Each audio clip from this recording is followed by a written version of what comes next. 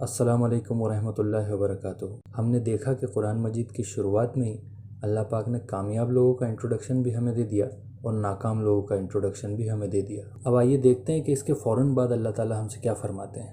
اعوذ باللہ من الشیطان الرجیم، بسم اللہ الرحمن الرحیم۔ يا أيها الناس اعبدوا ربكم الذي خلقكم والذين من قبلكم لعلكم تتقون الذي جعل لكم الأرض فراشا والسماء بناء وأنزل من السماء ماء فأخرج به من الثمرات رزقا لكم فلا تجعلوا لله أندادا وأنتم تعلمون۔ صدق اللہ العظیم۔ اللہ تعالیٰ فرماتے ہیں یا ایھا الناس، یعنی کہ لوگوں، بندگی اختیار کرو اپنے اس رب کی جس نے تمہیں اور تم سے پچھلے لوگوں کو پیدا کیا ہے،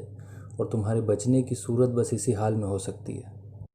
سب سے پہلے غور کیجئے کہ اللہ تعالیٰ کسی ایک قوم کو نہیں بلکہ سارے انسانوں کو خطاب کرتے ہیں، ایڈریس کرتے ہیں اور فرماتے ہیں کہ میری بندگی کرو۔ پھر اس بات کو کہنے کا انداز کتنا اچھا ہے کہ اللہ تعالیٰ اس بات پہ دھیان دلاتے ہیں انسانوں کا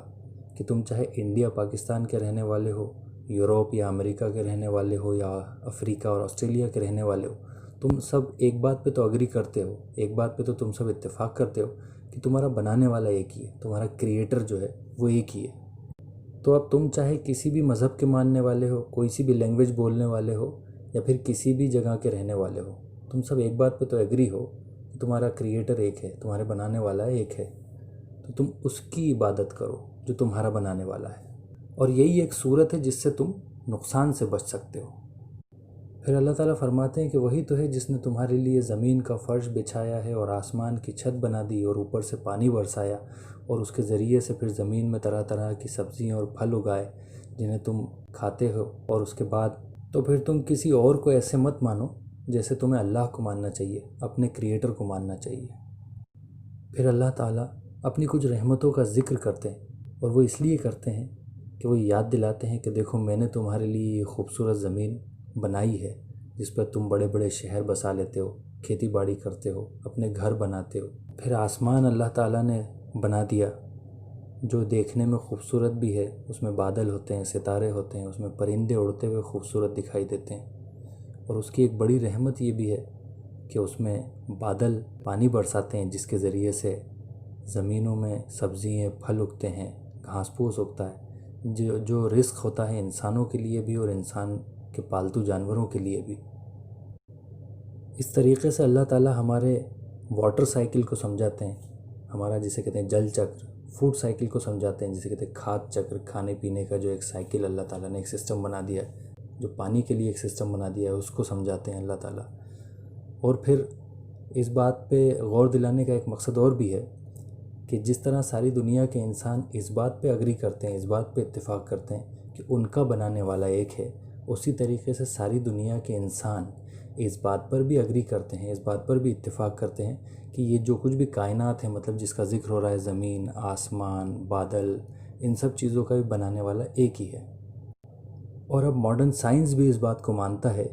کہ انسان ہو یا انسانوں کے چاروں طرف پھیلا ہوا یہ یونیورس ہو، ان ساری کی ساری کریشن کا اگر کوئی بنانے والا ہے تو وہ صرف ایک ہی ہے۔ تو اللہ تعالیٰ فرماتے ہیں کہ جب تم اس بات کو سمجھتے ہو، اس بات کو جانتے ہو، تو پھر جس طرح اللہ کو، جس طرح اپنے کریٹر کو تمہیں ماننا چاہیے، اس طرح کسی اور کو نہ مانو، یا اس انداز میں کسی اور کو مت مانو جس انداز میں تمہیں اللہ کو ماننا چاہیے۔ اور اس کے بعد قرآن مجید میں ایک دعویٰ پیش کیا گیا ہے، ایک چیلنج کیا گیا ہے، اور یقین جانیے کہ ایسا چیلنج، ایسا دعویٰ ہیومن ہسٹری کی، مانو اتہاس کی کسی بھی کتاب میں، کسی دوسری کتاب میں نہیں کیا گیا، انشاءاللہ جس کا ذکر ہم اگلے حصے میں کریں گے۔ اللہ تعالیٰ سے دعا ہے کہ اللہ تعالیٰ ہمیں اس کی نعمتوں کا شکر ادا کرنے والا بنائے۔ آمین یا رب العالمین۔ السلام علیکم ورحمۃ اللہ وبرکاتہ۔